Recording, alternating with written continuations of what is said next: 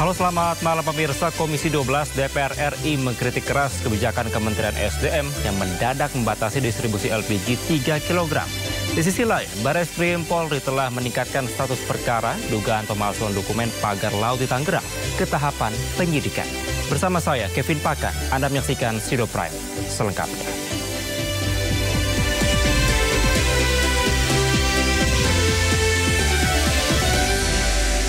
Luar biasa. Ini zaman tambah susah. Tambah susah. Bukannya makmur, tambah susah. Tambah susah. Semua susah, semuanya susah. Benar ya, Pak? Iya, tambah susah. Ini semua ngantri. Tambah susah. Tambah susah, Pak, ya? Tambah susah, bener kan? Bener. Masalahnya nggak susah, Pak. Aduh. Bapak Presiden, Bapak Presiden. Bapak Prabowo nih, bikin susah orang nih.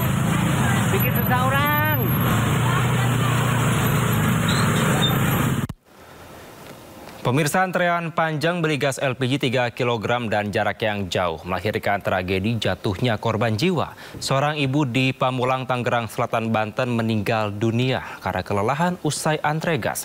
Korban bolak-balik ke rumah mengambil KTP demi membeli 2 tabung gas melon.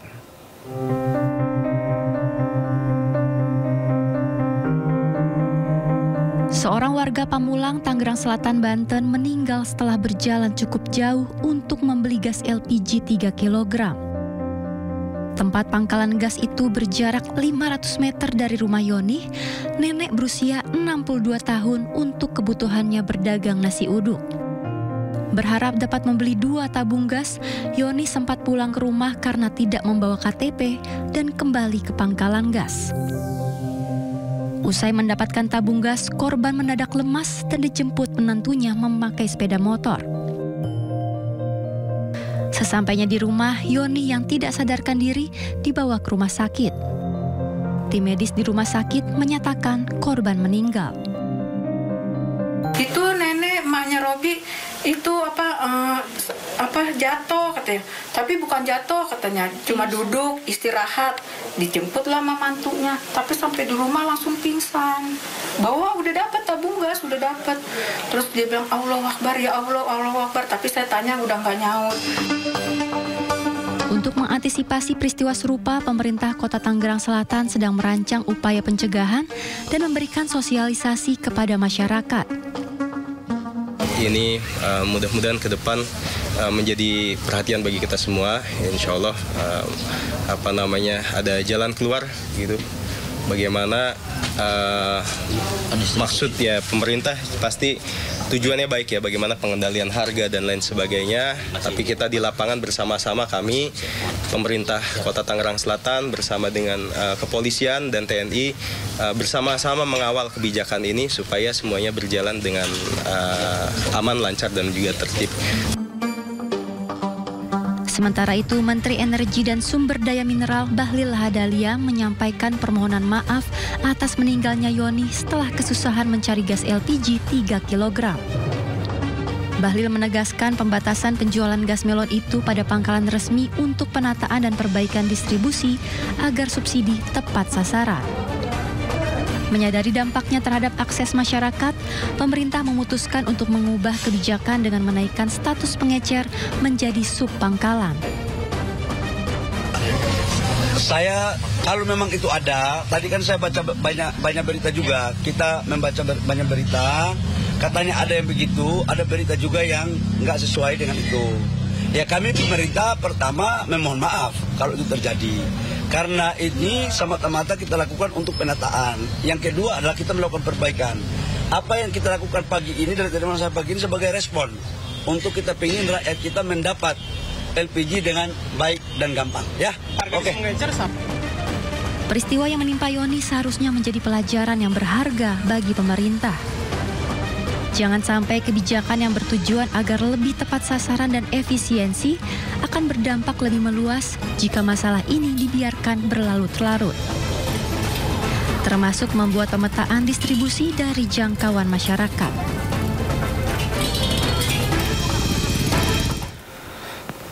Pemirsa, Menteri SDM Bahlil Lahadalia dipanggil Presiden Prabowo Subianto ke kantor Presiden di Komplek Istana Negara. Bahlil mengaku mendapatkan perintah untuk menjadikan pengecer gas 3 kg menjadi sub pangkalan. Itu paham Pak, maksudnya niatan pemerintah itu bahwa untuk... Bahlil mengaku mendapatkan perintah langsung dari Presiden Prabowo Subianto untuk segera menaikkan status pengecer LPG menjadi sub pangkalan. Kedepannya sub pangkalan tersebut akan diverifikasi agar subsidi yang diberikan pemerintah tepat sasaran. Bahlil mengaku kebijakan sebelumnya ada kelemahan terkait jarak. Namun tujuan utamanya agar harga gas 3 kg terjangkau dan tak lagi dimanfaatkan oleh segelintir orang untuk meraup keuntungan. Benar Pak, sebelumnya belum lapor ke Pak Prabowo Pak mengenai kebijakan ini Pak. Sejak tadi malam, tadi pagi sampai dengan hari ini, tugas kami atas perintah Presiden adalah memastikan seluruh proses subsidi tepat sasaran. Yang kedua, ditata kelolanya harus baik. Yang ketiga, rakyat dipastikan harus segera mendapat apa yang menjadi kebutuhan mereka, terutama menyangkut LPG. Jadi harus dapat, jangan jauh-jauh, kata Bapak Presiden. Makanya kita rubah dari yang tadinya pengencer itu, yang tadinya belinya di pangkalan, sekarang kita aktifkan pengencer dengan merubah nama menjadi subpangkalan, dengan kita memberikan fasilitas teknologi agar bisa kita aplikasi, agar bisa kita pantau pengendalian harga berapa yang dia jual dan kepada siapa agar tidak terjadi penyalahgunaan. Jujurlah, ada oknum-oknum kok yang main untuk menyalahgunakan subsidi ini. Masa kita mau biarkan, masa kita mau kalah dari pemain-pemain ini? Kalau saya sih itu aja. Sebelumnya pemirsa, saat meninjau pangkalan gas LPG 3 kg di Tangerang, Banten, Menteri SDM Bahlil Lahadalia disemprot warga yang kesal karena LPG 3 kg langka. Warga yang bernama Effendi ini mengaku sudah 2 minggu tidak mendapatkan gas LPG. Merespon protes warga tersebut, Bahlil bersikap tenang dan tetap mendengar keluhan warga. Kenapa? Enggak. Kami sudah hampir 2 minggu kesulitan cari gas. Kami dari kemarin ngantri. Sudah tidak kenal ke pejabat. Etikanya tidak ada. Ya? Gak bisa dibenarkan ke pejabat. Ya? Bukan memihak ke rakyat. Ya? Coba lihat segini ngantri. Kenapa mempersulit rakyat sendiri? Kenapa mempersulit rakyat sendiri? Bapak seperti apa? Bapak seperti apa maunya? Kami sudah melakukan adab. Adab kami sudah keluarkan. Etika kami sudah keluarkan. Kenapa tidak pejabatnya tidak memikirkan rakyatnya? Lagi Bang. Tolong lepas Pak. Kalau gagal selesaikan gas. Kalau gagal selesaikan gas. Jangan bang. Sorry. Oke. Kita mau kalau negara tidak memikirkan rakyat, kami akan berbuat. Ini masyarakat buset. Kami menghormati negara kami. Ya. Kami kesulitan. Udah gini. Sebentar Pak. Jangan dipotong dulu. Ya. Kami sudah 2 minggu mencari gas. Oke. Saya barusan nonton berita gas dengan pengecer dihilangkan. Bagaimana ceritanya? Gas dihilangkan. Kalau memang dari pusatnya 12.500 sampai ke kami 20.000. Pemerintah perhitungkan Kak. Langkah dari distributor sampai ke pengecer, sampai konsumen berapa? Kami tidak membela siapa yang mengambil keuntungan. Ya. Kami butuh, dapur kami harus ngebul. Ya. Kami jualan harus jalan. Ya. Dan jangan dimiskinkan kami. Enggak. Jadi Bapak dengar. Saya ini juga kan sebagai rakyat Bapak. Ya. Niat saya itu baik. Ya. Karena subsidi kita itu 87 triliun per tahun. Oke. Tujuannya untuk masyarakat belinya tidak boleh lebih dari harga 19.000 atau 20.000. Betul, saya mengerti. Tapi yang terjadi adalah sebagian kita punya gas ini dipakai untuk oplosan. Betul, ke industri. Betul. Ada nanti harganya dinaikkan 25.000 sampai 30.000. Betul, kami dengar. Nah, karena itu pemerintah berkewajiban untuk memastikan semua subsidi bisa tepat sasaran. Nah, karena itu kita lakukan penataan. Mulai hari ini, Bapak mau jualan nggak apa-apa, karena dari pengencer sekarang kita aktifkan menjadi sub daripada pangkalan supaya lebih dekat dengan bapak-bapak dengan harga tetap 19.000 atau maksimal 20.000 supaya bisa negara kontrol agar tidak ada lagi yang menyalahgunakan LPG subsidi. Oke, saya pakai akal sehat Pak ya. Saya pakai akal sehat. Kalau memang ada yang nakal, menimbun atau mengurangi isi gas, Bapak punya senjata, Bapak punya alat untuk bertindak. Ya. Bukan rakyat untuk dikorbankan. Itu yang pertama. Yang kedua, ya, kalau kami suruh jadi sub, ya, persyaratannya apa? Nggak ada persyaratan. Ya, saya udah salah satu KTP. KTP adalah privasi. Ya, udah. Bapak, ya. Bapak, saya pikir yang penting Bapak sekarang ambil dulu, Bapak antri. Ya. Yang penting penjelasan tujuan negara begitu ya Bapak ya. Kita ingin Bapak dapat dengan harga yang baik, semua kita layani, tidak ada kelangkaan. Oke? Ya. Saya sekarang lagi masak Pak. Saya tinggal demi gas. Iya. Kita layani Bapak. Bukan masalah antri gasnya. Anak kami lapar, butuh makan, butuh kehidupan, Pak. Oke, Bapak ya. Logika berjalan dong, Pak. Iya. Udah ya. Yang penting ya, itu, akal sehat kami berjalan, Pak. Udah ya, Pak ya. Sebelumnya pemirsa, Menteri SDM Bahlil Lahadalia dicecar anggota Komisi 12 DPR RI terkait kebijakan baru pemerintah yang melarang pengecer menjual gas LPG 3 kg. Kebijakan tersebut dinilai membuat warga kesulitan mendapatkan gas melon hingga menyusahkan rakyat kecil. Menyangkut dengan LPG, kami sebenarnya bermaksud untuk bagaimana melakukan penataan aja. Tidak ada maksud lain. Tapi kalau Bapak Ibu setuju untuk tidak kita lakukan penataan, ayo. Nggak apa-apa. Jadi kalau Bapak setuju untuk tidak usah melakukan penataan dengan pola yang seperti ini, nggak apa-apa, kita nggak usah tata, kita jalan aja apa adanya. Kita setuju nggak? Kalau setuju, sepakati. Kalau nggak apa-apa, saya akan sampai kepada Presiden. Tadi PDI Perjuangan sudah setuju, Pak. Gimana? PDI Perjuangan sudah setuju. Tinggal Bapak tanya sama fraksi yang lain.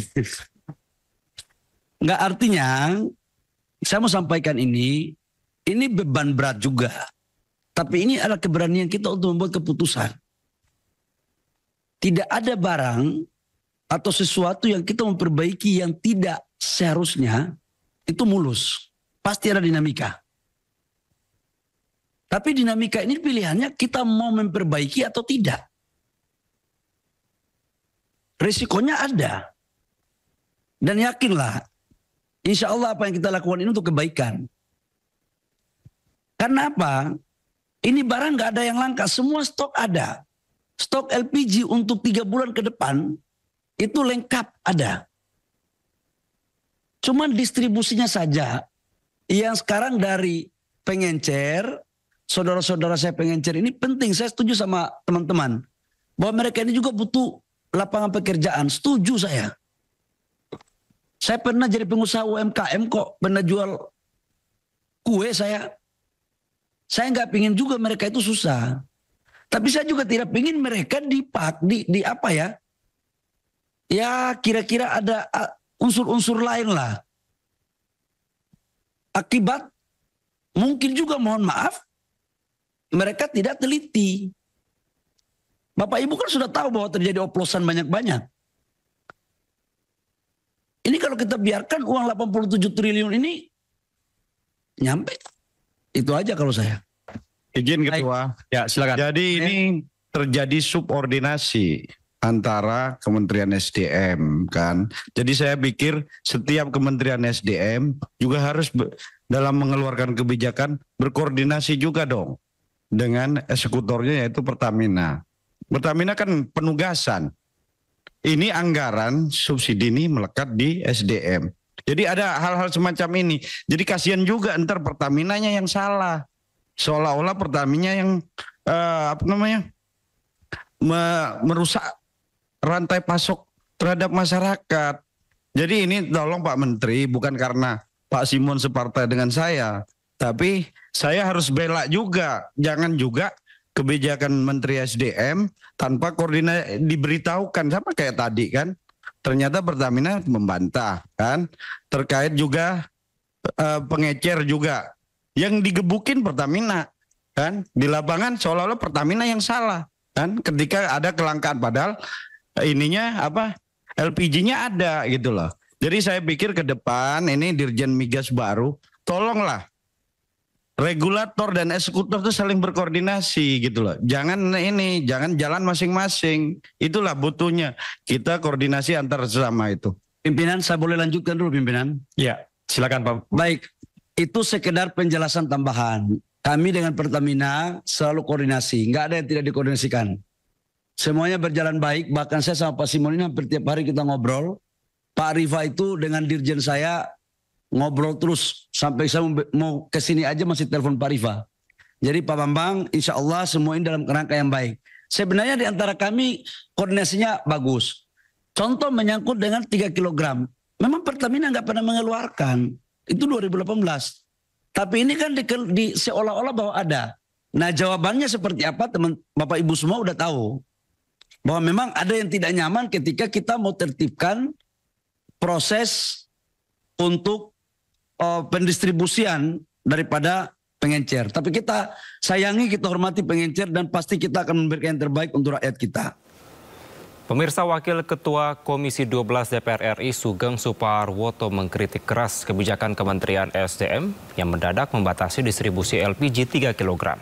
Subsidi LPG di APBN itu adalah 87 triliun, termasuk besar di antara subsidi energi yang berjumlah 203 triliun di APBN tahun 2025. Ketika Pak Prabowo ini akan juga mengetatkan berbagai aspek, maka dicari jalan, salah satunya subsidi harus tepat sasaran. Hanya saja, nah inilah hanya sajanya itu. Itu kebijakan yang diambil dengan sangat mendadak, tidak melalui exercise lapangan, tidak melalui uji coba lapangan, tiba-tiba mata rantai dipotong di paling ujung, yakni pengecer. Di mana kita mengandaikan orang mau beli beras yang biasanya ada di warung, ada di tempat, harus beli di gilingan padi, yakni di tingkat bukan pangkalan. Sedangkan kita tahu pangkalan itu adanya di mana? Ada di kecamatan-kecamatan. Kan begitu? Maka pengecer itu adalah mata rantai terakhir dari distribusi. Dipotong sedemikian rupa cepat tanpa melalui persiapan yang lain, maka terjadilah kekacauan sehingga masyarakat yang memerlukan LPG 3 kg itu lantas menyerbu pangkalan. Dengan kemampuan pangkalan dalam konteks melayani mungkin pastinya tidak sempurna, sehingga terjadi panik buying, sehingga kesannya adalah LPG 3 kg hilang di pasaran. Sedangkan secara volume sebetulnya tetap, tetapi sekali lagi mekanisme yang dikeluarkan oleh Kementerian SDM secara mendadak itulah yang mengakibatkan panik buying, sehingga terjadilah antri panjang betul karena tadi mata rantai terakhir dipotong dengan mendadak tanpa menggantikan infrastruktur atau mata rantai lain.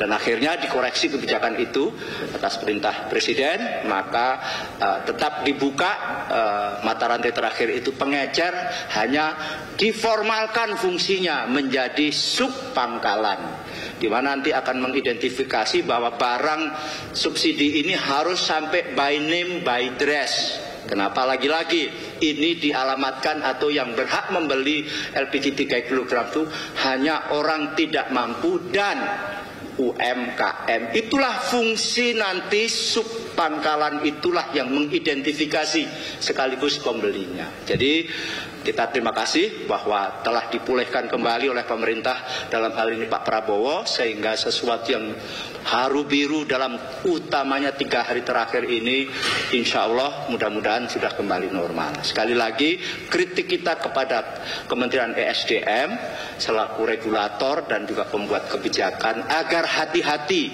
menyangkut hajat hidup orang banyak. Menanggapi keresahan masyarakat akibat polemik gas 3 kg, Presiden Prabowo Subianto menginstruksikan agar pengecer dapat melanjutkan penjualan seperti biasa. kemudian menerapkan lagi pengecer bisa menjual LPG 3. Instruksi dari Presiden ini disampaikan oleh Wakil Ketua DPR Sufmi Dasko Ahmad. Dasko menjelaskan bahwa larangan pengecer menjual LPG 3 kg bukanlah kebijakan Presiden Prabowo Subianto.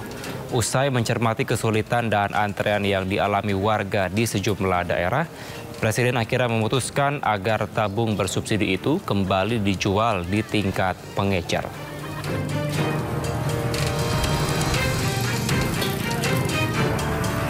Sebenarnya ini bukan kebijakannya dari Presiden untuk kemudian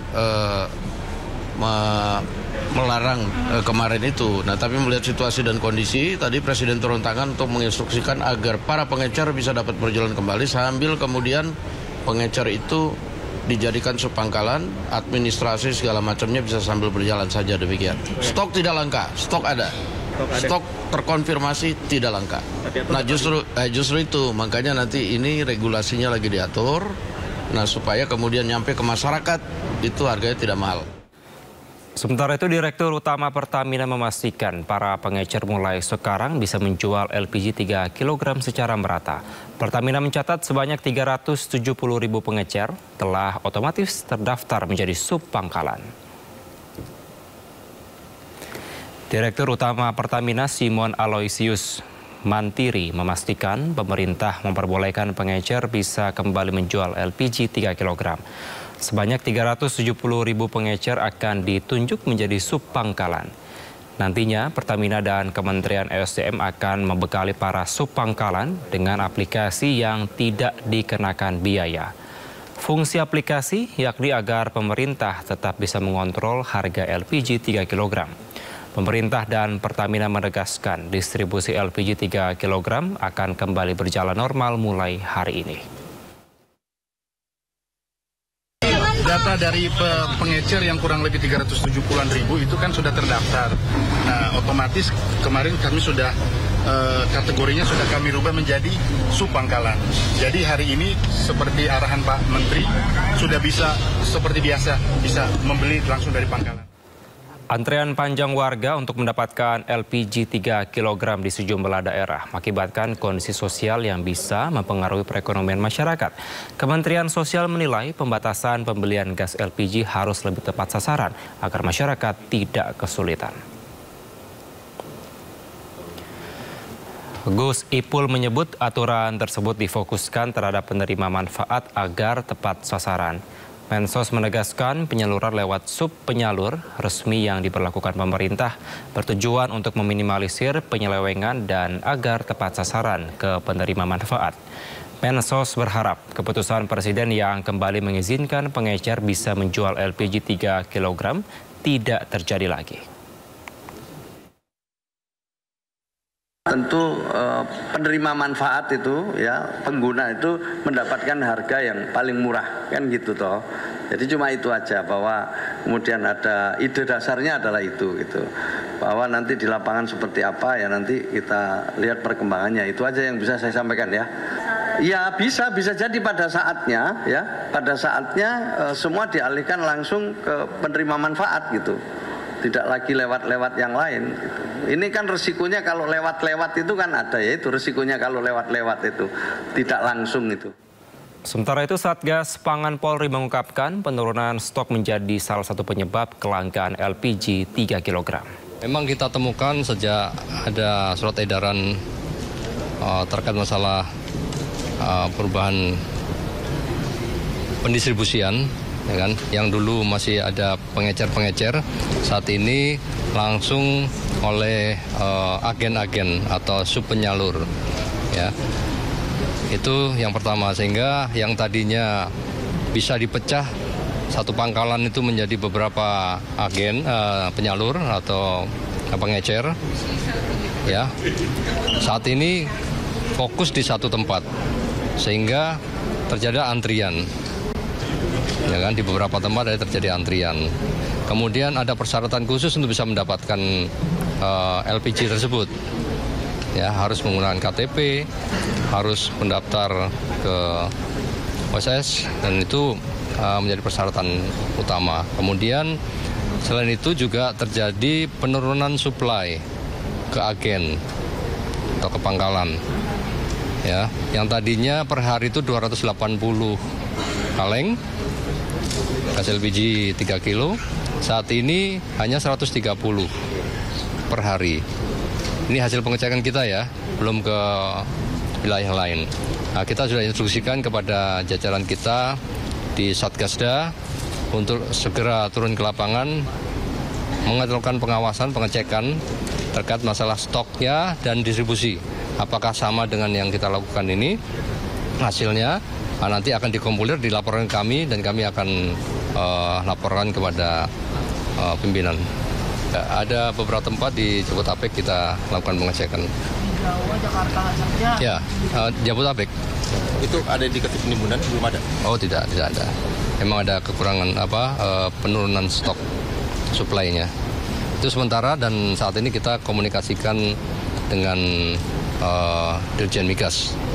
Tim kami sedang komunikasi di sana, nanti kita tunggu hasilnya seperti apa.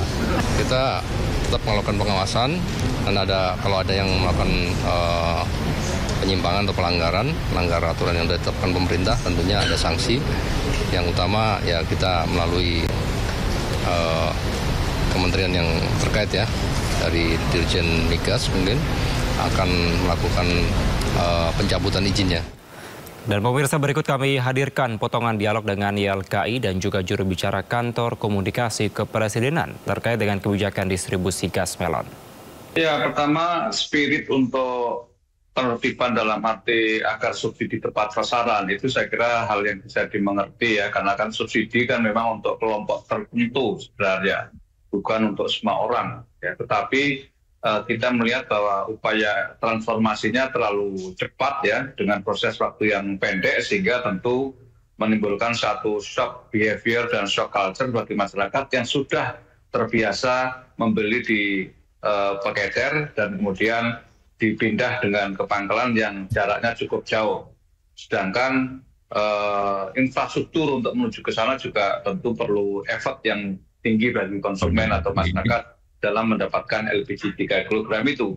Jadi saya kira ini menurut saya spirit untuk subsidi tepat sasarannya kita mengerti, tetapi kemudian tidak bisa serta-merta dalam mengubah tradisi yang sudah begitu puluhan tahun terjadi dalam waktu 1-2 hari saja atau 1-2 bulan. Jadi perlu masa transisi yang betul-betul disosialisasikan ke masyarakat, dipersiapkan dengan matang sehingga tidak menimbulkan.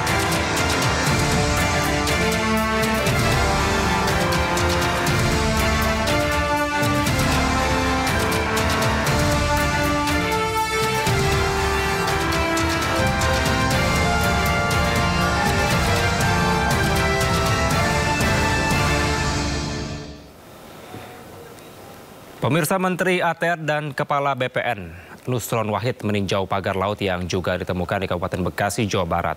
Nusron menjelaskan pihaknya menemukan dugaan adanya manipulasi data dalam sertifikat berupa pemindahan data rumah warga ke area pagar laut.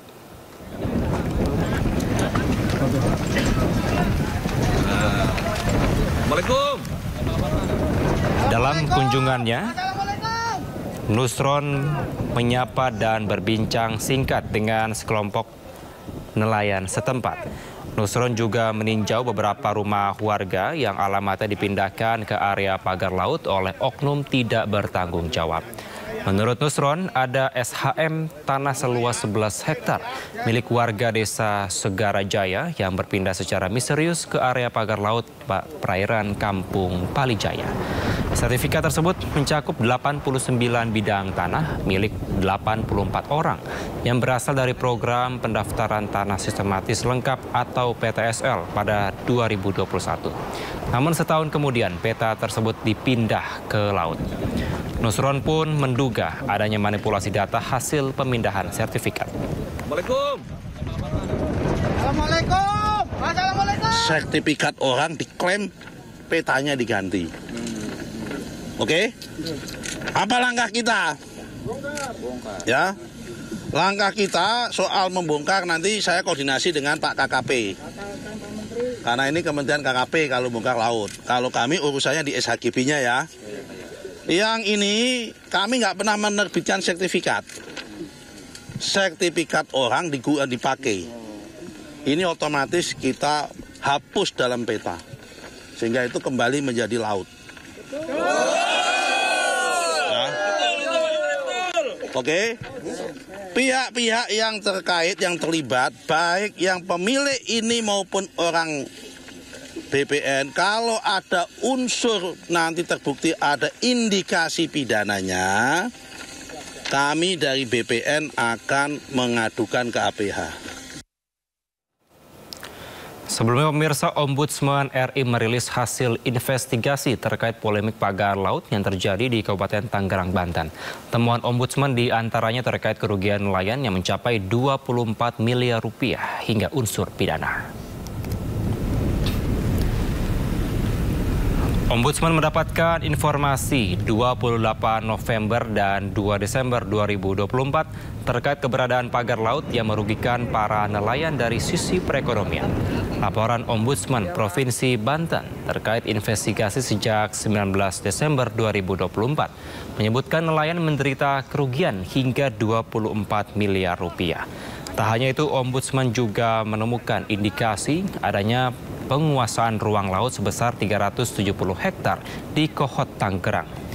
Ombudsman juga mendapati unsur pidana lain, yakni pagar tak berizin, potensi dampak lingkungan, mengganggu ketertiban umum, merugikan masyarakat, serta peredaran 2 surat diduga palsu.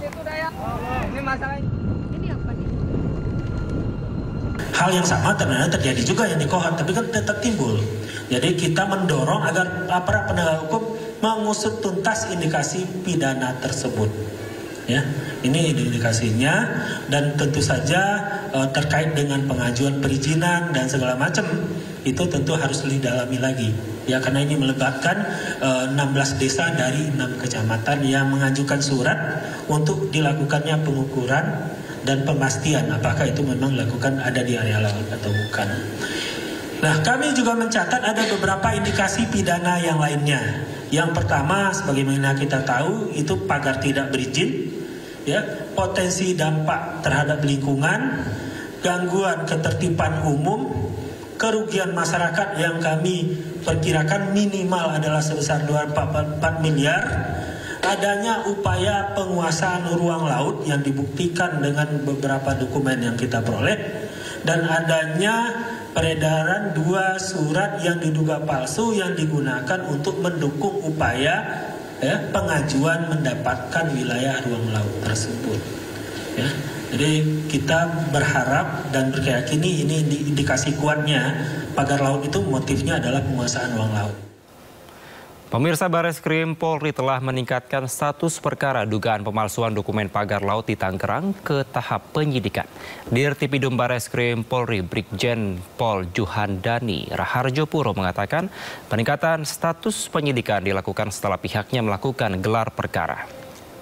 Hari ini kami menambah beberapa orang saksi yang sebelumnya kita hanya interview, kita formilkan. Kita periksa 5 orang. 5 orang tersebut adalah yang kemarin saya sampaikan, KJSB Lukman, kemudian pihak ATR BPN 2 orang, Kementerian Kelautan dan Perikanan, dan Bapeda Kabupaten Tangerang.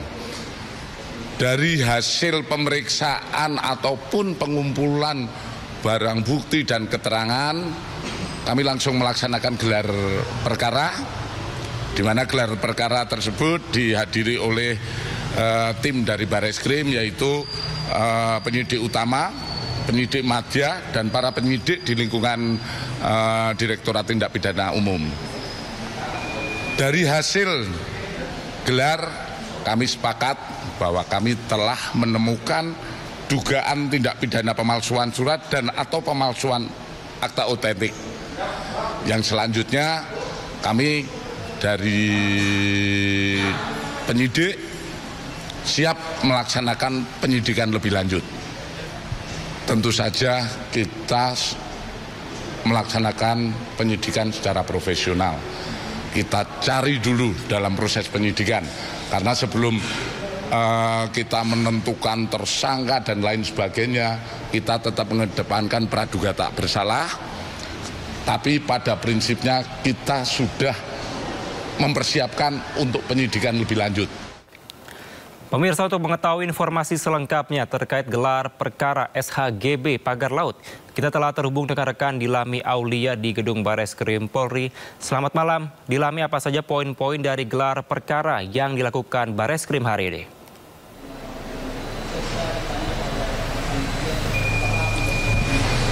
Ya, Kevin, saya tidak bisa mendengar suara Anda dengan jelas, namun yang bisa saya sampaikan bahwa hari ini Direktorat Tindak Pidana Umum Bareskrim Polri ini telah melakukan gelar perkara terkait dengan kasus pagar laut di perairan Tangerang, Banten. Dan dari hasil gelar perkara yang dilakukan, ini terdapat kasus atau terdapat tindak pidana. Nah, tindak pidana ini berupa pemalsuan surat dan juga pemalsuan dari akta otentik, sehingga dari pihak Bareskrim Polri menaikkan status dari penyelidikan ke penyidikan. Namun hingga kini memang belum ditetapkan tersangka dari kasus pagar laut yang berada di Tangerang, Banten ini. Namun begitu, sebelum adanya gelar perkara, dari pihak Bareskrim Polri juga telah melakukan atau telah memeriksa ada 5 orang saksi. Hari ini ada dari KJSB atau Kantor Jasa Surveyor berlisensi, kemudian juga ada 2 orang dari ATR BPN, ada 1 orang dari KKP, dan terakhir ada 1 orang dari Bapeda Kabupaten Tangerang.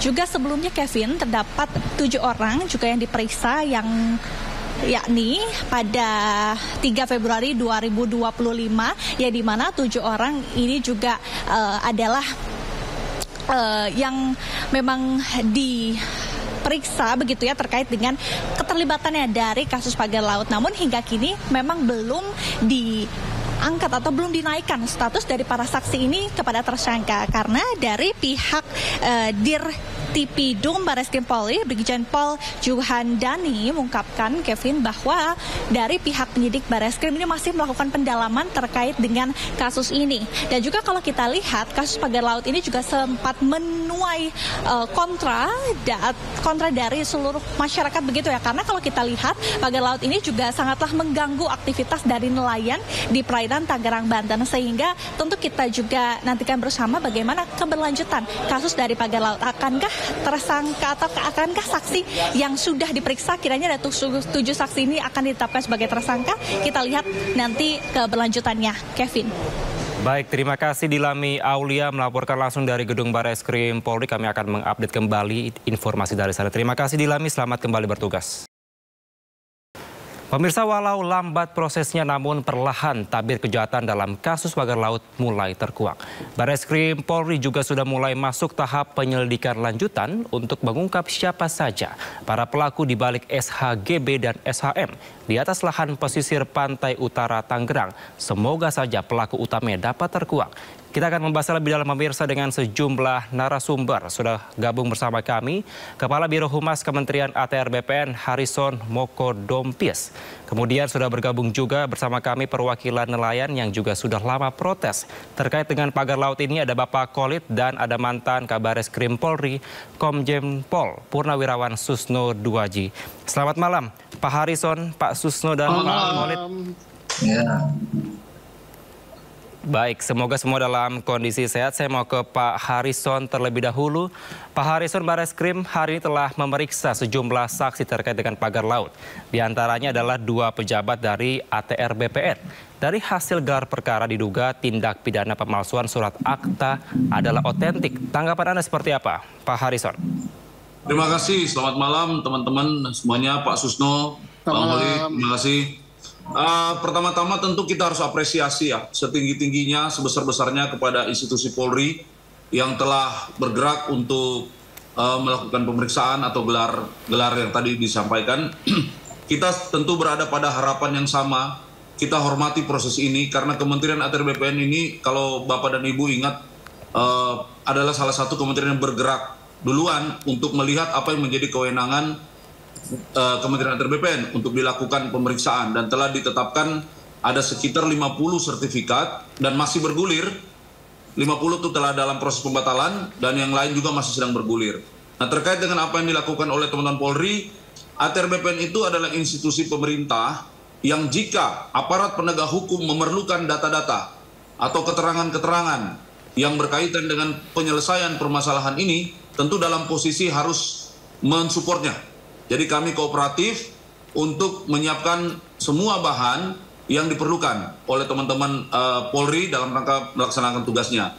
Harus diingat juga memang ketika pertama kali ATR BPN Menteri Nusron melakukan kunjungan dalam rangka melihat proses di lapangan seperti apa dan sekaligus melakukan pembatalan terhadap 50 bidang atau sertifikat, itu telah disampaikan bahwa klarifikasi bisa dilakukan dari dua hal. Yang pertama adalah fisik, dan telah ditemukan memang ada beberapa yang berada di luar garis pantai dan memang adalah perairan, dan beberapa lagi sedang diteliti, dan klarifikasi secara yuridis.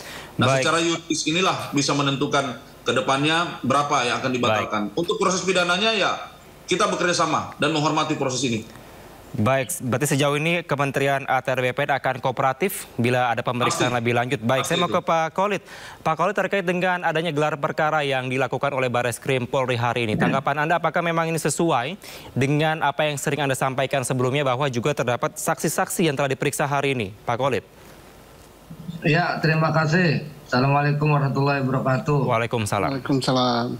Ya, kami sebagai masyarakat kecil ya tetap itu menjadi, ya sebutnya saya apresiasi lah gitu tindakan tersebut gitu, karena memang seharusnya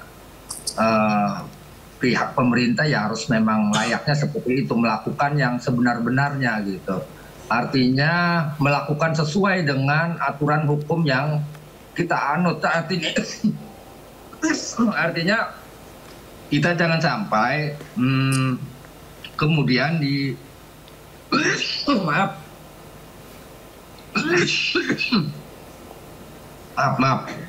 Maksudnya gini, kita sebagai masyarakat jangan dibuat harapan-harapan yang sifatnya ini akan menjadi arah ke mosi tidak percaya. Tapi ya tetap kami akan terus memantau proses kinerja pemerintah, bagaimana selayaknya pemerintah melayani rakyatnya gitu.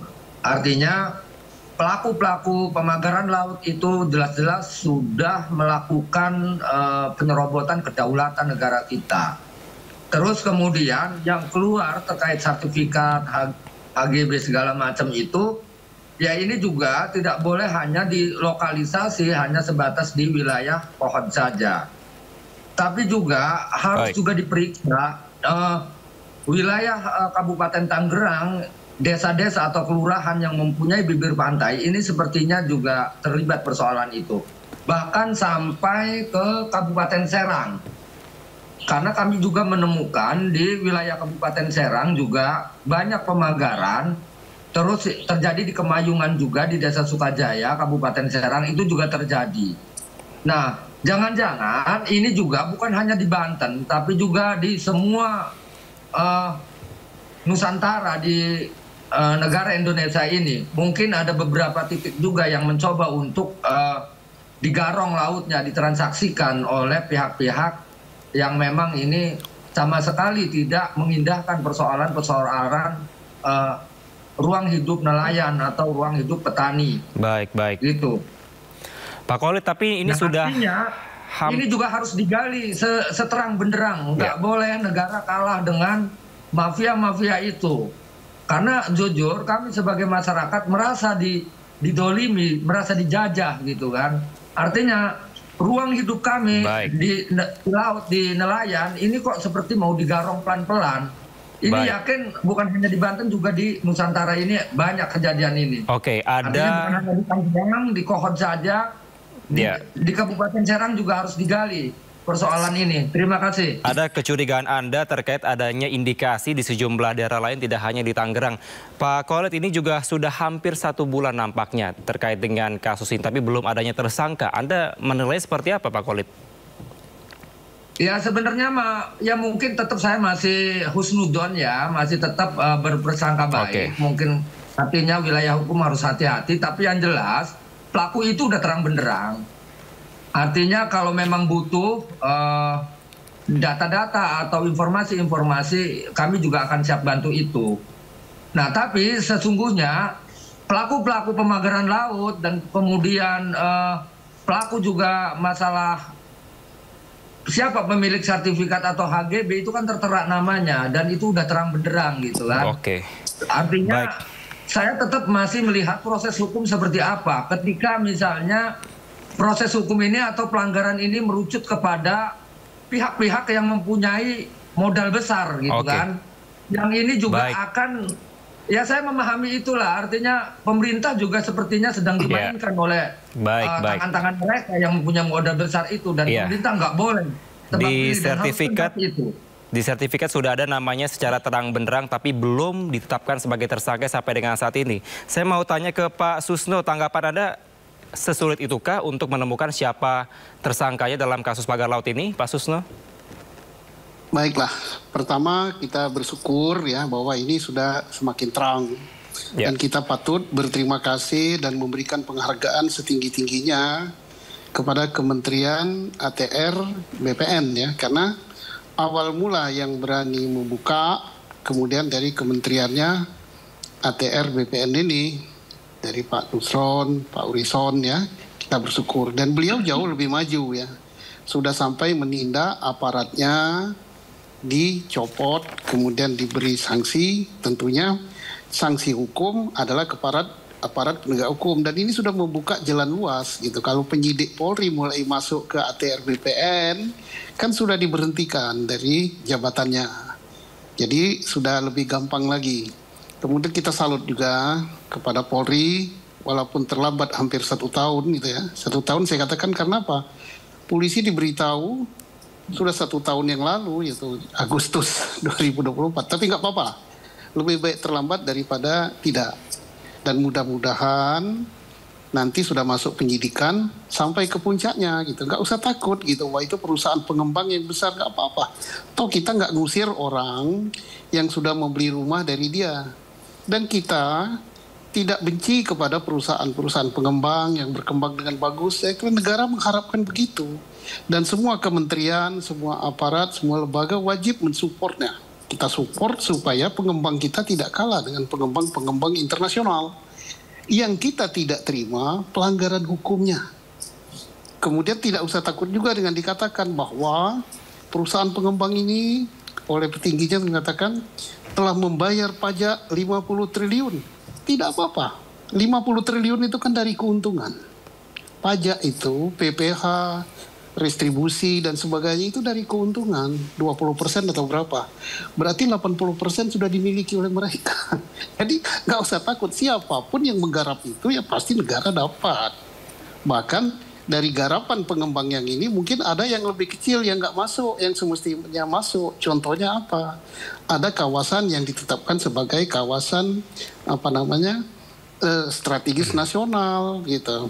Jadi itu kan semua boleh potong kompas, harga bisa ditetapkan sendiri sehingga nanti biaya masuk ke pemerintah juga kecil gitu. Nah, artinya kita tidak memusuhi suku, tidak memusuhi perusahaan besar, tidak juga memusuhi siapa yang mengembangkan di situ. Yang penting aturan hukum dipatuhi dan ingat ya, kita berterima kasih kepada Kementerian ATR, dia sudah lebih maju, sudah membuka tidak hanya di Tangerang, dia sudah katakan di Bekasi ada, Pak Nusron sudah katakan, kemudian di Sidoarjo ada, di tempat lain ada, dan kita percaya kepada kementerian ini bahwa nantinya tempat lain pun akan diusut seperti ini, tapi tidak sekaligus. Ya. Kita salut. Baik, Bapak-Bapak, kita akan tahan sejenak untuk lebih lengkap dialog kita malam hari ini. Kita akan mendengarkan kembali keterangan dari Presiden Direktur Agung Sedayo Group Nono Sampono terkait kepemilikan sertifikat hak guna bangunan di kawasan pagar laut Tangerang. Kami memiliki sertifikat hak guna bangun. HGB ya? Iya kan? Iya, hak guna bangun. Anak perusahaannya dari... dasar daripada itu adalah kita beli dari rakyat, masyarakat yang sudah punya sertifikat hak milik. Dan sertifikat hak milik ini telah memiliki alas hak yang namanya girik. Dan itu terdaftar di desa. Apalagi diberikan SHM, artinya pihak Badan Pertanahan daerah pun mengakuinya dan memberikan itu. Dan jangan lupa ada persyaratan untuk mendapatkan hak guna bangun. Yang pertama izin lokasi. Tapi itu laut masalahnya. Iya, bisa terjadi. Jadi, masa Haguna-Bangunan di laut? Nanti saya jelaskan dulu. Jadi dasar daripada itu adalah izin lokasi yang dulunya izin lokasi sekarang sudah berubah nama jadi PKKPR. Apa itu? Ya saya baca, maaf saya baca biar nggak salah. PKKPR itu persetujuan kesesuaian kegiatan pemanfaatan ruang. Nah, itu izin lokasi sudah berubah menjadi nama itu. Yang kedua adalah RT RW dari pemerintah daerah, ya apakah kabupaten atau provinsi. Dalam hal ini provinsi sudah menentukan bahwa ternyata itu dinyatakan sebagai wilayah darat. Makanya ada dalam RT RW. Itu kenapa dulu darat ya? Dulu darat, sekarang tergenang. Berarti abrasi dong? Ya, abrasi. Abrasinya ya, besar sekali ya? Garis pantai pasti udah mundur. Kalau kita tarik dari tahun 72, itu pasti di situ. Nah, tar dulu. Pertanyaannya adalah, mengapa RT RW masih menempatkan itu sebagai wilayah darat? Darat. Ya. Nah. Baik, saya mau kembali ke Pak Harison. Pak Harison, ada pernyataan dari Presiden Direktur Agung Sedayu Group, Nono Sampono, yang menyampaikan bahwa pihaknya memiliki sertifikat hak guna bangunan atau HGB. Apakah sesuai dengan data yang dimiliki dari Kementerian ATR BPN, Pak Harison? Ya, saya pikir itu sudah disampaikan pada beberapa minggu lalu. Bahkan sebelum saya ketemu Pak Susno juga itu sudah sempat disampaikan bahwa memang ada HGB di situ atas nama perusahaan dan hak milik perorangan. Nah, di dalam kaitan dengan kenapa BPN bisa cepat mengambil keputusan itu, karena ada dua alasannya. Pertama, BPN melakukan pemeriksaan fisik, yang kedua melakukan pemeriksaan yuridis. Fisik yang 50 dibatalkan di awal itu adalah hasil koordinasi dengan BIG, di mana garis pantai pada saat sertifikat itu diterbitkan. Oleh karena itu, BPN kemudian mengambil langkah cepat terkait dengan kenapa nggak langsung 263? Ya kita kan harus prudent juga, harus precise juga kalau bertindak. 50 itu ada di area yang dikatakan sebagai di luar garis batas pantai, berarti di laut. Maka secara fisik BPN mempertimbangkan bahwa pembatalan bisa melakukan asas contrarius actus. Sepanjang belum 5 tahun, BPN melakukan pembatalan. Nah yang lain, pemeriksaannya terkait yuridis dan lain sebagainya, itu juga akan dilakukan. Sehingga 50 ini pasti akan ada bertambah seiring dengan hasil pemeriksaan tadi. Jadi saya pikir apapun harus dilihat dari fisik, aspek fisik dan aspek yuridisnya. Dan BPN telah menelurkan at least yang sudah di-announce itu 50. Dan nanti mungkin Pak Menteri akan melakukan updating lagi setelah selesai semuanya diperiksa. Tapi apapun kita harus hormati semuanya. Baik. Pemeriksaan administratif, pemeriksaan secara penegakan hukum, itu adalah bagian-bagian yang dilakukan oleh masing-masing instansi dalam rangka melaksanakan tusinya. Begitu juga Ombudsman. Tentu kita tidak boleh mengomentari pekerjaan teman-teman, tetapi apa yang kita fokuskan hari ini di Kementerian ATR BPN adalah terkait apa yang menjadi kewenangan ATR BPN. Pak Harison, tadi juga dari keterangan Presiden Direktur Agung Sedayu Group menyampaikan bahwa memang dulunya ini daratankah, namun sekarang berubah menjadi lautan atau seperti apa Pak data dari Anda?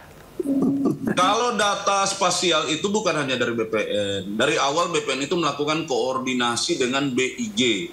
Ya, BIG itulah yang merupakan pengampu peta. Tentu garis batas, pantai dan lain sebagainya itu harus di-overlay data-data spasialnya. BPN itu tidak sendirian dalam tata kelola pemetaan, kan ada tematik. Tadi beliau juga menyebutkan ada tematik mengenai peta tata ruang, ada tematik mengenai garis pantai. BPN itu tematiknya apa? Pendaftaran tanah. Setelah diukur, didaftarkan, ada keluar peta bidang tanahnya. Nah ini kan harus di-overlay. Kalau sejarah itu, saya rasa BPN juga punya data itulah yang harus dicek gitu kan ya. Baik dicek di lapangan maupun di yuridisnya, di administrasinya. Baik, saya mau ke Pak Susno. Pak Susno, ini dari Ombudsman juga merilis adanya dugaan penguasaan wilayah laut dan juga adanya maladministrasi. Apakah Anda sesuai dengan pernyataan dari Ombudsman ini, Pak Susno? Ya sangat sependapat ya, kalau saya sebagai penyidik ya. Kenapa? Pertama, yang harus dibuktikan bahwa alas hak untuk mengajukan sertifikat. Itu kan pasti ada dokumen dari bawah ya. Yaitu apakah itu Giri, apakah itu liter C atau apalah namanya. Nah, untuk itu kan tentunya mereka menguasai tanah itu betul turun-temurun atau dari adat atau dari mana.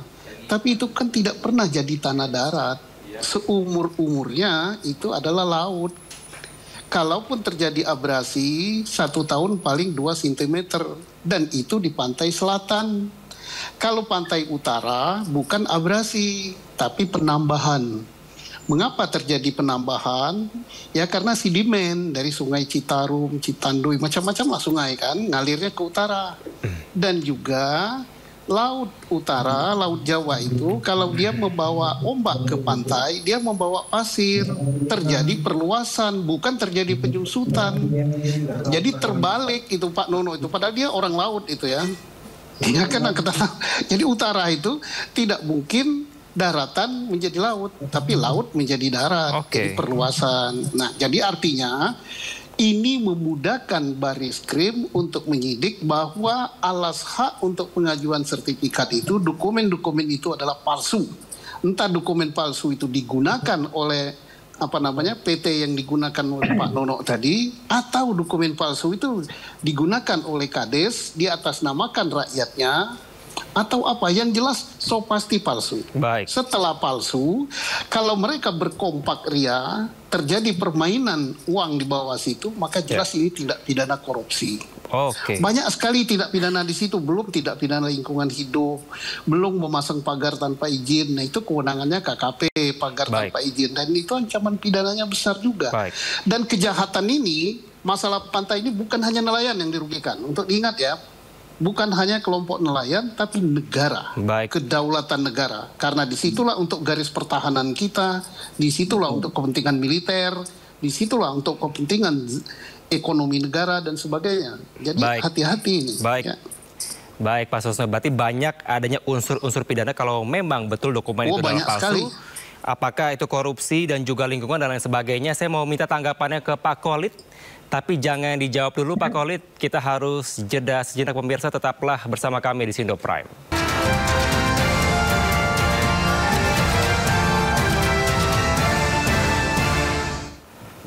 Pemirsa, selain Ombudsman, Kejaksaan Agung juga mulai selidiki dugaan korupsi penerbitan SHGB dan SHM terkait pagar laut Tangerang. Bahkan polisi juga menyiapkan sejumlah pasal untuk menjerat para pelaku. Mengikuti ya secara seksama bagaimana perkembangan di lapangan terkait dengan penanganan masalah ini ya. Tentu kita mendahulukan lembaga-lembaga yang menjadi leading sektor atau yang berkompeten terkait dengan administrasi dan seterusnya. Nah, sedangkan kami tentu terus melakukan kajian, mendalami apakah memang dalam masalah ini ada katakanlah peristiwa pidana ya yang terindikasi dalam kategori tindak pidana korupsi, karena memang itu wilayah kami dan itu yang menjadi kewenangan kami. Dan tentu ya kami akan secara proaktif juga melakukan pendalaman itu untuk melihat sebenarnya apakah ada dugaan-dugaan seperti yang disampaikan oleh banyak pihak termasuk masyarakat. Saat ini kami sudah melaksanakan penyelidikan dan semoga kita bisa mengungkap apakah ini juga merupakan tindak pidana yang kami duga, yaitu dalam hal ini kami sudah menyiapkan ataupun dugaan terkait pasal 263 KUHP, kemudian pasal 264 KUHP, dan kami juga menerapkan undang-undang pencucian uang. Pemirsa, kita akan melanjutkan dialog. Ada pidana pagar laut, siapa yang tersangkut? Saya akan bertanya kepada Pak Khalid. Pak Khalid, ini Anda juga sering atau banyak memprotes terkait dengan kasus ini. Terkait dengan tadi juga yang saya tanyakan, adanya dugaan pelanggaran yang seperti disampaikan Pak Susno tadi, ada dugaan korupsi, lingkungan, dan lain sebagainya. Tapi kalau menurut Anda seperti apa terkait ini? Ya, terima kasih. Ya, yang jelas memang ini sangat banyak mata rantainya ya, bukan hanya persoalan kerusakan lingkungan ini kan, udah jelas-jelas itu penyerobotan kedaulatan tadi ruang laut ya. Yang pasti kalau seandainya di situ ditemukan maladministrasi, itu otomatis kan udah sering saya bilang ada gula ada semut, pasti kalau ada mal pasti ada korupsi gitu kan. Nah kami juga di lapangan banyak menemukan, mungkin ini juga udah terpublikasi ya, bagaimana masyarakat yang dicatut namanya juga. Dan mereka justru malah nggak tahu apa-apa, ini yang kemudian dijadikan girik gitu. Girik ini kemudian dijadikan AJB kemudian di SHM kan gitu. Nah ini juga kan udah jelas tuh semua persoalannya sekarang udah terbuka, artinya nggak lagi tertutup karena memang dunianya sudah menjadi dunia publik medsos gitu, nggak tedeng aling-aling lah. Nah ini memang benar apa yang dikatakan Pak Susno gitu kan, harus benar dibedah sedalam-dalamnya dari mulai pelanggaran kerusakan lingkungan gitu kan, bagaimana kerugian nelayan juga di situ harus diperhatikan, terus kemudian ada korupsi di situ, ada suap menyuap di situ kan. Nah mereka juga para pejabat yang terlibat dengan korporasi ini juga harus beda. Baik. Misalnya gini, terlepas itu kawan dekat atau teman duduk bareng, ngopi bareng, itu kalau memang bersalah harus. Baik. Baik Pak Khalid. Bersalah ya harus ditangkap sesuai dengan. Baik. Oke, saya mau ke Pak Susno. Pak Susno, mungkin bisa Anda dalami lagi terkait dengan tadi Anda sempat sampaikan adanya dugaan-dugaan yang terjadi dalam pagar laut ini, dan apakah memang ini sesuai dengan dugaan yang disampaikan dari Bareskrim Polri di mana adanya tindak pidana penyalahgunaan wewenang dan juga tindak pidana pencucian uang? Ya, tindak pidana pencucian uang jelas ya, karena sudah terungkap ke permukaan ya. Ada kepala desa yang kaya gitu kan. Itu kan bisa ditelusur follow the money, dari mana duitnya. Kalau duitnya dari pemalsuan giri atau pemalsuan liter C atau pemalsuan apa, itu kan kejahatan. Duit dari kejahatan dibelikan mobil, dibelikan sawah, atau dihibahkan atau dimasukkan ke bank, ke rekening dan sebagainya, itu pencucian uang dan harus disita. Satu. Yang kedua, pada kesempatan ini juga, kan ini bagus sekali, ini tangan Allah sudah bekerja di sini. Jeritan rakyat yang tanahnya digusur, diganti rugi 30.000, 50.000, itu penentuan sepihak. Pada kesempatan ini kita berharap Pemda turun tangan. Rakyat di situ, rakyat Banten, rakyatnya bupati, rakyatnya camat, rakyatnya gubernur, usutlah mana yang ganti rugi itu tidak boleh. Sedangkan itu kawasan strategis nasional, itu pun tidak boleh langsung merampas, tetap ganti ruginya berdasarkan sepakat. Dan tidak boleh juga menyatakan itu tidak ada sertifikat. Tanah yang tidak ada sertifikat tidak bisa dikatakan tanah negara. Kenapa? Indonesia ini baru ada sejak 17 Agustus 45.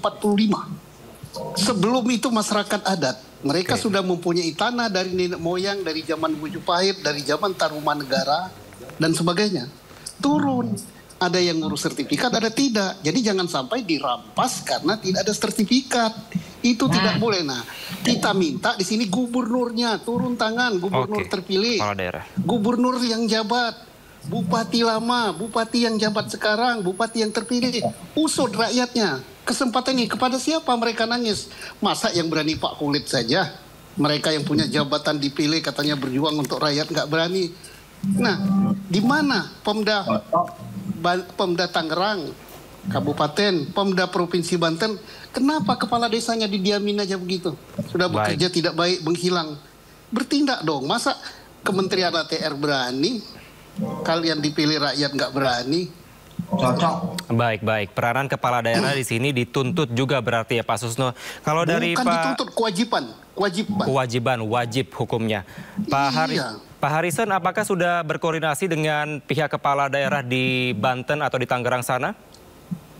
Ya, koordinasi dalam rangka melengkapi data pasti dilakukan oleh teman-teman di provinsi maupun di kabupaten ya, karena kewenangannya memang ada di sana.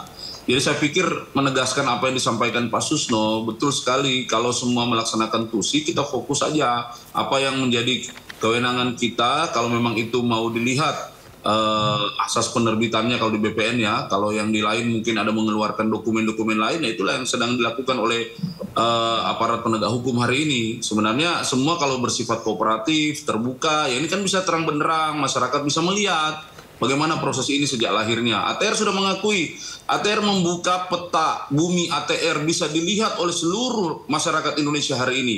Yang Bang Holid bilang, selain di Tangerang, di Bekasi ada. Tadi pagi sampai sore saya mendampingi Pak Nusron di lokasi di Bekasi. Itu juga akan kita tindak kalau memang ada kesalahan. Dan sudah proses itu. Tadi sedikit di Sindonews itu yang cuplikan-cuplikan gambar kan tidak semuanya Tangerang itu. Itu ada yang tadi pagi di Bekasi itu Pak Susno, Bang Holid. Oh bagus. Ketika kami ke sana. Nah sama di Sumeneb kita lihat ada abrasi misalnya. Di Sidoarjo HGB yang terbit tahun 96. Tapi tahun ini sudah tenggelam. Kalau tenggelam gimana? Tanah musnah dong. Sudah. Itu kan jadi semua adalah proses social control yang dilakukan oleh Menteri Nusron hari ini bukan cuma untuk melakukan penegakan secara administratif, tapi memberi ruang seluas-luasnya kepada masyarakat untuk memberi masukan apa yang harus kami lakukan supaya kementerian atau pemerintah ini menjadi lebih baik dari sisi kewenangan ATR BPN. Saya pikir itu. Baik. Saya terakhir mau ke Pak Susno. Pak Susno, berarti ada kemungkinan adanya aktor intelektual kelas kakap yang kemungkinan akan terungkap pasca adanya proses penyidikan yang nanti akan dilakukan oleh Barreskrim Polri. Secara hukum dia terungkap melalui penyidikan oleh Barreskrim Polri dan kita yakin itu akan terungkap karena sangat gampang ini.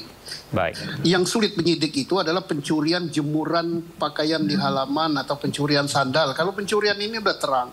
Belum disidik saja oleh Barreskrim, orang udah tahu siapa otaknya. Otaknya ya.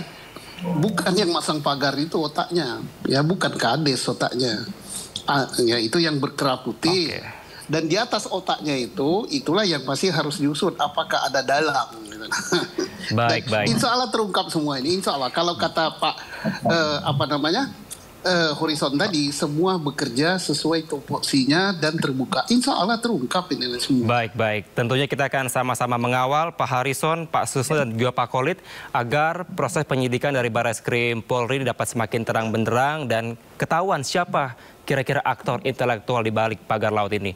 Terima kasih Pak Harison, Pak Susno dan juga Pak Holid telah bergabung bersama kami di Sido Prime. Selamat malam, salam sehat selalu Pak. Pemirsa, kita ke informasi selanjutnya. Wakil Presiden RI Gibran Rakabuming Raka meninjau pelaksanaan program makan bergizi gratis di 2 sekolah di Kota Depok, Jawa Barat.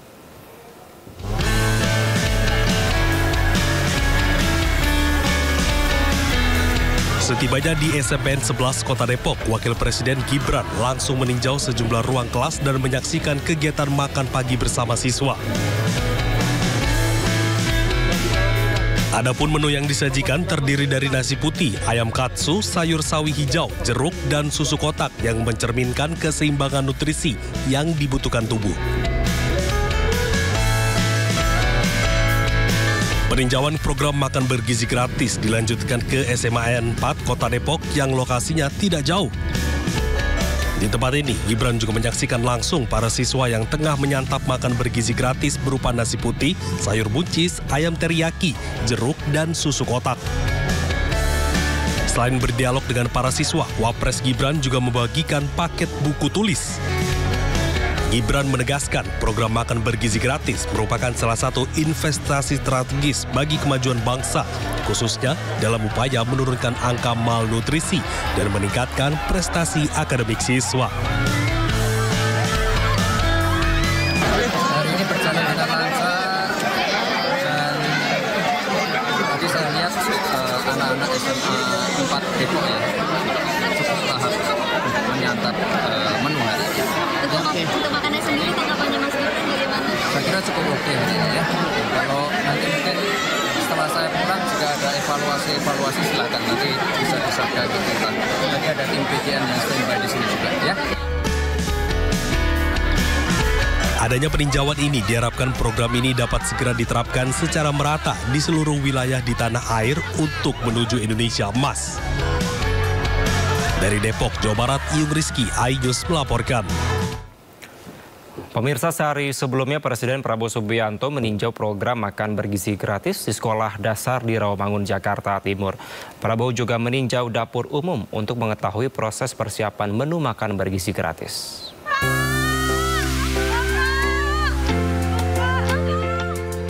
Presiden Prabowo Subianto melakukan inspeksi mendadak atau sidak program makan bergizi gratis di Rawamangun, Jakarta Timur. Prabowo meninjau sekolah dasar 05 Jati di Kecamatan Pulau Gadung. Kehadiran Prabowo disambut antusias guru dan murid yang menyantap menu berupa nasi, ayam goreng, tahu, sayur, dan buah semangka. Selain SD Negeri 05 Jati, Prabowo juga meninjau makan bergizi gratis di TK Negeri 02 Pulau Gadung. Selanjutnya, Prabowo meninjau lokasi dapur umum tempat produksi makan bergizi gratis guna melihat langsung bagaimana proses secara keseluruhan. Prabowo sempat berbincang dengan sejumlah petugas dan juru masak. Untuk memastikan kualitas makanan, Prabowo bertanya seputar jadwal masak. Prabowo juga memeriksa menu yang tersaji dan disusun rapi oleh petugas dapur. Dari Jakarta, tim liputan melaporkan. Pemirsa, Kepala Badan Gizi Nasional Dadan Hindayana menjadi perbincangan setelah melontarkan usulan memasukkan serangga sebagai alternatif sumber protein dalam program makan bergizi gratis. Meski begitu, Dadan menegaskan tidak ada standar menu nasional dalam program makan bergizi gratis. Jadi yang diatur oleh Badan Gizi adalah standar komposisi gizi, di mana menu itu harus ada 30% protein, 40% karbohidrat, dan kemudian 30% serat dan mineral. Nah, proteinnya itu harus, selain protein, semua komposisi gizi itu sebaiknya berbasis potensi sumber daya lokal dan kesukaan masyarakat lokal.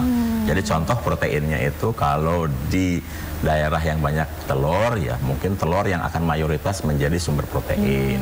Kemudian di daerah yang banyak ayam, yang mudah ayam akan menjadi basis dari protein. Nah, kemudian di daerah yang banyak ikan seperti Indonesia Timur, daerah pantai, itu basis proteinnya ikan. Nah, karena ini berbasis potensi sumber daya lokal dan juga kesukaan masyarakat lokal, saya tahu bahwa bisa saja di beberapa daerah atau di daerah yang masyarakatnya sudah terbiasa makan serangga, contohnya belalang dan ulat sagu, itu bisa dipertimbangkan menjadi sumber protein dari menu itu. Tapi di daerah yang memang masyarakatnya sudah suka, bukan untuk menu nasional, karena Badan Gizi sendiri tidak menetapkan standar menu nasional. Jumlah protein yang sama, serangga ini bisa menghasilkan sumber protein yang jauh lebih efisien dibandingkan yang lainnya. 6 kali lebih efisien dibandingkan sapi, 4 kali lebih efisien dibandingkan domba, 2 kali lebih efisien dibandingkan babi dan ayam. Baik, Prof. Ya, karena dia tidak membutuhkan jumlah makan yang besar untuk menghasilkan jumlah protein yang sama. Pemirsa, dalam World Leaders Summit on Children's Rights, Presiden kelima Megawati Soekarno Putri bertemu dan berdiskusi singkat dengan mantan Wakil Presiden Amerika Serikat Al Gore. Dalam kesempatan itu, Megawati sempat membahas kondisi terkini di Los Angeles pasca diterjang kebakaran hebat.